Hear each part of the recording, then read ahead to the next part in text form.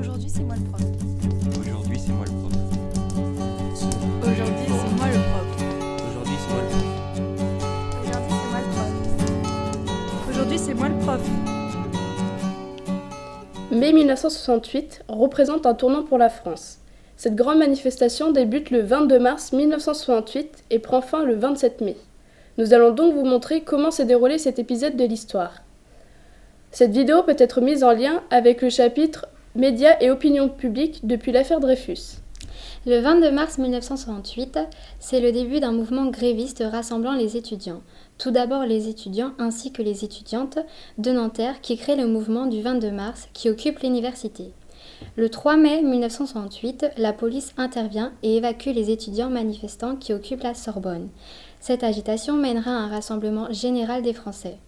Le 13 mai 1968 sera le début d'une grève générale qui aurait même causé quelques décès, 5 à 6 selon les sources. C'est donc une vaste révolte anti-autoritaire de nature culture, sociale et politique, ce qui la qualifie de mouvement social de l'histoire de France du XXe siècle. De plus, ce fut donc un mouvement anticapitaliste et anti-impérialiste, mais plus immédiatement contre le pouvoir gaullisme en place. Ces manifestations prennent donc des allures de révolution avec la mise en place de barricades, d'affrontements avec les forces de police.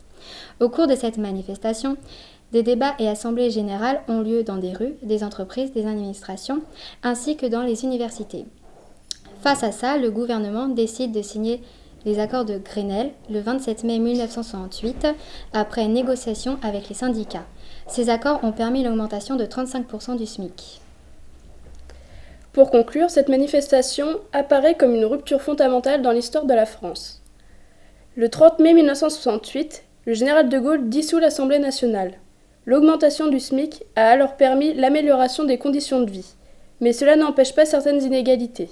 Aujourd'hui, personne ne considère cet épisode de l'histoire comme un tournant dans l'émancipation citoyenne et pour l'émancipation des femmes dans la société française.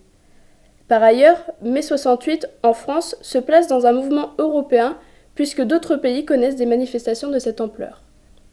En espérant que cette vidéo vous serve pour vos révisions futures. Au revoir.